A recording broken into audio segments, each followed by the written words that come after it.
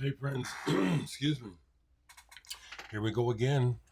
Like I say, the days just roll by. It is Wednesday morning, the 11th of October. Cheers. Well, I'm happy. It's 2 days in a row of good coffee. Good blend.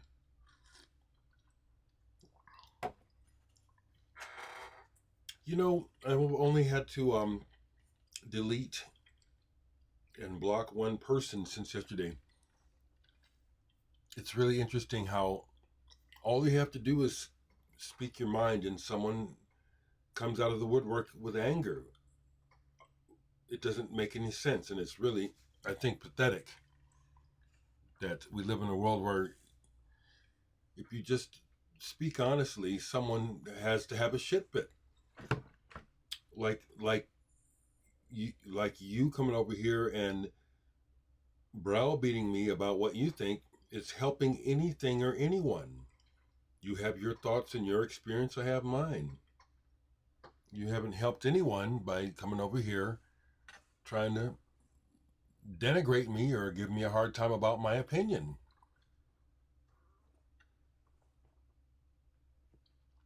Shit's sad.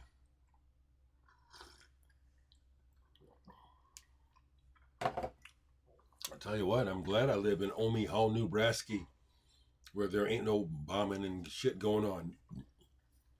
The main thing I deal with here is just plain stupid ignorance.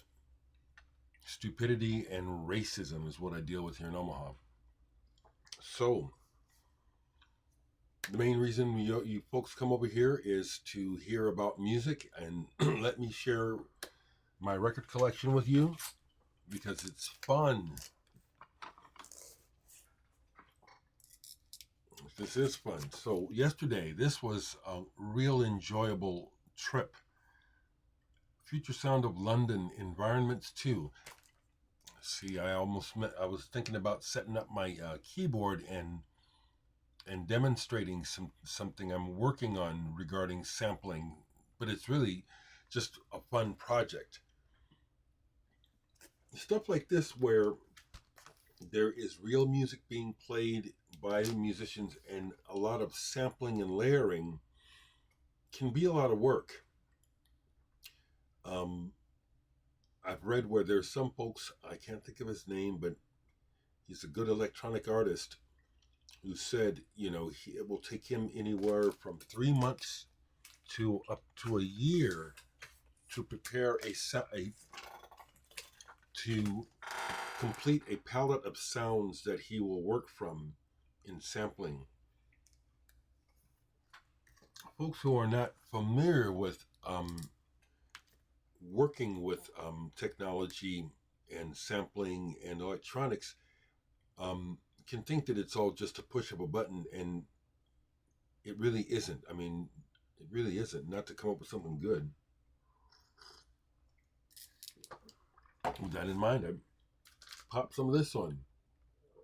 Probably my least favorite. I like the remix of this, the robots and all that. I like how they remix this, but I love the graphics. I love when they did this a few years ago where they re-released everything like this in high quality, really accentuating the graphic design, the booklets, heavy books that come with these, real nice. Yeah, I saw Kraftwerk. Radio department. Someone asked me about them. Yeah, I got radio department. Yeah, that's another example of what I like. I think I have one. Someone remembers that I showed a Red House Painters cassette years ago. I think I have one other CD by them, but I understand that the appeal and it's good, but I haven't been in the mood to go down that road in a long time. But like I say, part of the joy of the collection is having the access. That it's there if I want to play it, it's there if I want to show it, it's there if it's there to be talked about, if it comes up in a conversation. That shit's fun. It really is. So I grabbed a small batch, I was wanting to show, I'm showing more out of my C section. And I was trying to, I'll go like this order, because I wanted to show these Julian Cope picture disc singles that I have. I'm missing one or two of them, but they're kind of cool still. Julian Cope, originally from the Teardrop Explodes. Yes, I do get mixed up, folks, if they're from Manchester or Liverpool. I know they're UK. But when that was going down before Manchester, the whole deal with Zoo and Echo and the Bunnymen and those guys, I was on it. I was digging it. And Julian Cope, out of those folks, is a figure that I personally kind of identify with his psychedelic mind and the way that he is kind of almost seems loopy about how much he loves music. And just with the Krautrock Sampler, I have that book. So anyway, his records are good too. And I love how he really kind of, how do I put it? It seems like he just really took advantage of being on Island Records and had them spend all kinds of money. Peggy's Suicide is a great album, okay? The music as well as the words, that's what I find interesting about Julian Cope, is that he is really good. Here's one. What year is it? 2007. It's probably the most recent thing of his that I have. You Got a Problem with Me, as you can, if you can tell by the what's on the cover there. He's speaking his mind loudly. I love it. I love it.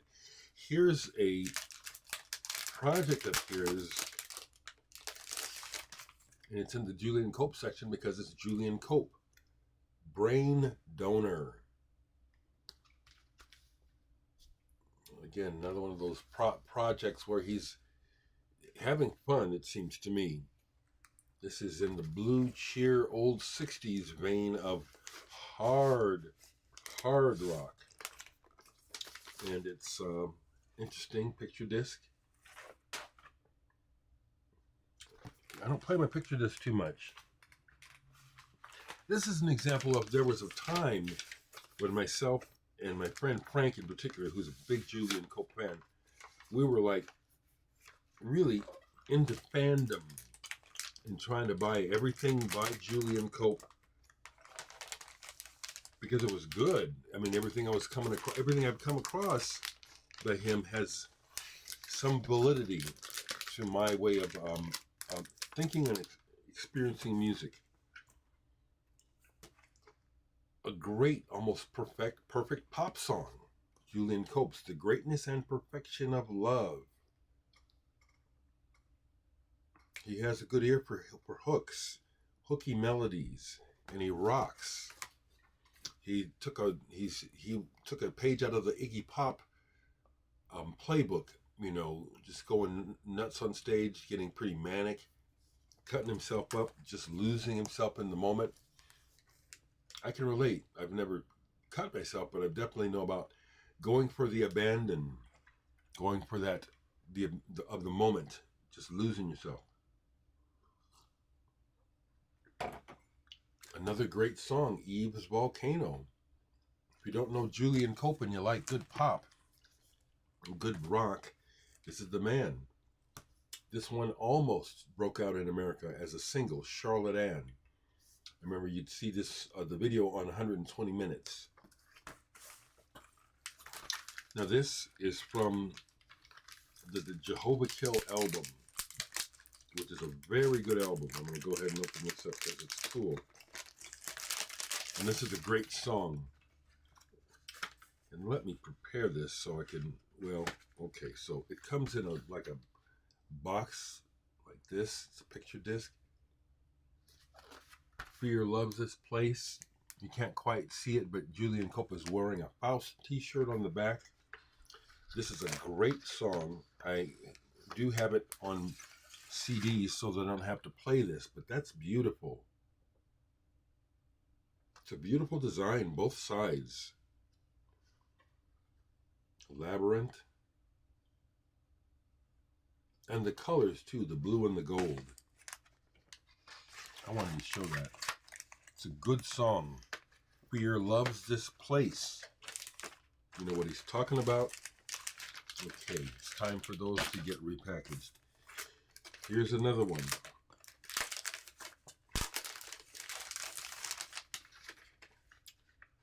Peggy Suicide.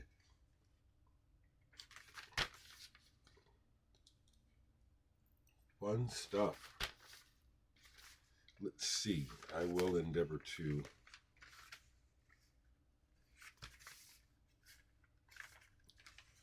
One of these I damaged because I didn't open it right.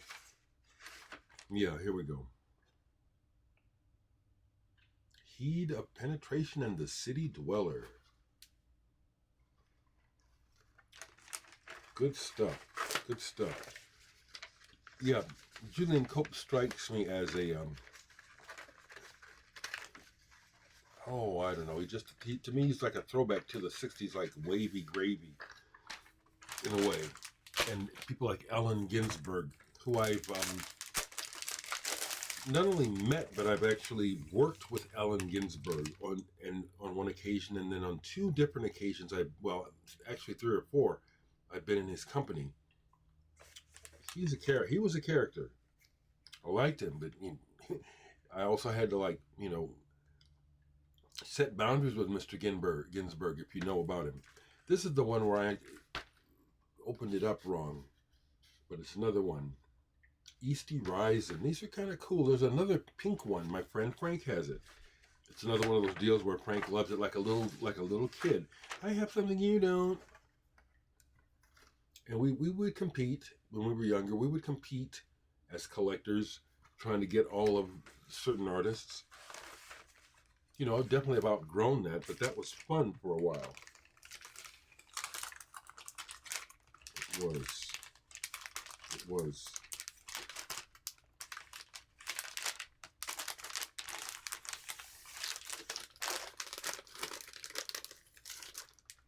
It's funny how people want to get mad at you just because you have an opinion, and then to think that it's going to do you any good to try to put me down saying I live in a magical world.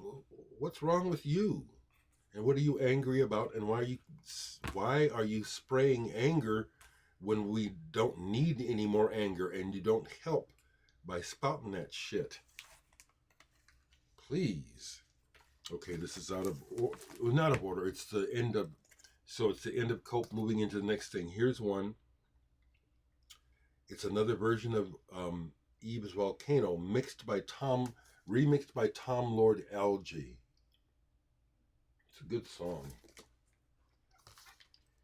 And then what else was at the end of that, or in the pile that I grabbed, trying to grab Julian Cope, is this album.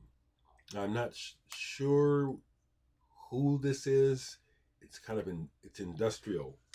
Core, Chants of Emptiness and Chants of Race and Emptiness. This is interesting because it has these bands on it that you have to remove in order to play. Well, yeah. No. There you go. And then something I got recently that was reissued from, I think, the 60s, The Constant Sound. There's a story behind this. Library music, I think this is. This is very good. Some real good music. Possibly some names are involved with this.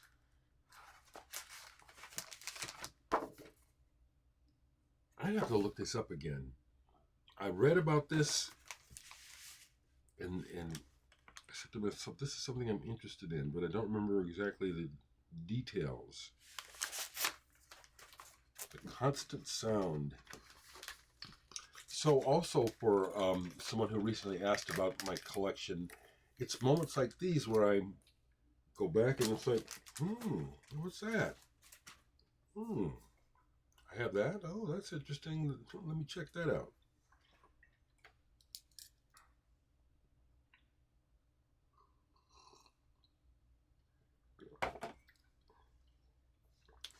Too much anger and angst in this world,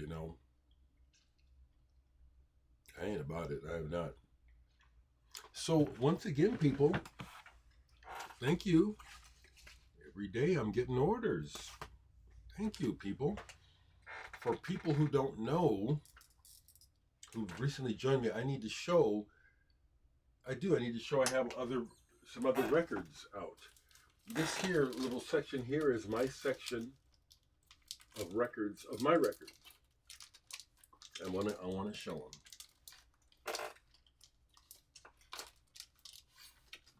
Oh. It was through being involved in the vinyl community that I was able to finance my first 12-inch album of my own. And this is it. I started with Dereck number 3. What year was this? 2012. Dereck 3. And I made this in 2 editions. One black, 135 in black, and I was supposed to get 100 in red vinyl, and the company Pirates Press shorted me. They said we ran out, and so you only get 80. I mean, talk about being on the low on the totem pole regarding importance. It's like, you know, as an independent artist, anybody even thinking about your ass, you know? That's the black one. Here's the red one. Please let me show it to you. I'm proud of these, and this is good music. These albums are before I got my MIDI set up. Isn't that beautiful? I'm proud of these, folks. See if you can find a copy. Good luck. So I'm playing, you know, the guitar, the bass. I have a drummer on one cut. Otherwise, I'm programming drums. I can play drums. There's some on The World is Burning comp CD. There's me on drums. And then from there, I went back and did my second album, redid it with a new cover, Dereck number 2. This is my sister Stephanie's artwork. There we are as teens. And so again, I did this in 2 different editions. Good luck finding one. Black vinyl and my favorite color, orange. I was trying to, you know, in doing these, it's been like a matter of trying to do some personal fulfillment. Records have always been my favorite toy and item. Yes, I'll call it a toy. You know, an item of interest since I was a child. So there's the orange vinyl. I kept the black vinyl. You know, I learned not that long ago from Simon Joyner, who's been making records longer than me. He said he tries to keep, even when he says he's sold out of something, that means he's kept at least 5 or 6 copies back. And I learned late in the game to do that. So again, pardon me, these are going to get replaced. Yeah, that just sucks. So here is my first solo album, Nice, black vinyl. I may have 1 or 2 extra of these that I might be willing to sell. I got to check and see. But this one, I did the black, and then I did yellow.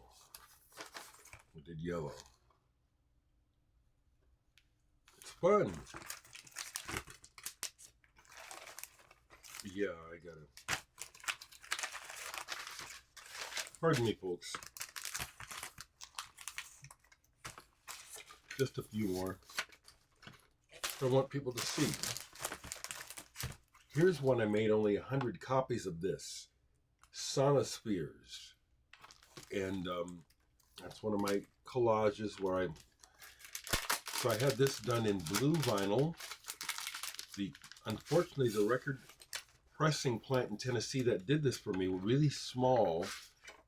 They had an accident, and the owner was killed when his pressing plant literally exploded. I was going to engage these folks about doing another run, and they said, we're out of business. The owner was killed. Whoa. Then I did the follow-up to that, Sonospheres 2. More of my collage work. This one I did in 2 editions. Not black, but one is this green. I love this design. And the other red. I've seen where people have come across this in used sections. I'm just kind of like, I would just want to show folks that I have more than just this new CD that I keep dipping in this box and showing you. Interlude, this is just the latest of my releases. There's the red version. And then I put out Murphy. Now this one I messed up. I don't even have a test pressing of this anymore. I did a fundraiser for this and gave away the test pressings. I meant to keep one, but I messed up and gave them all away. Really like this one, Murphy. And here's one where I experimented and had them do that. 2 different colors on the vinyl. A member of the VC from Canada, Jeff McLennan, let me use one of his photographs of Rust for the back cover. Here's one that may still be available on the market in Europe. It's put out by a label out of Greece. Myths and Realities, put out by the In Fact label. And this is a limited edition, 2 different versions, 150 each. One, the US version is the blue splatter. I like that. And the European edition is gray, or I may be saying it backwards. But one version is blue like this, the other one is gray. Yeah, I'm going to redo these. And this is, let me show the gray because they came out, they're pretty. They're pretty. Look at that. Yeah.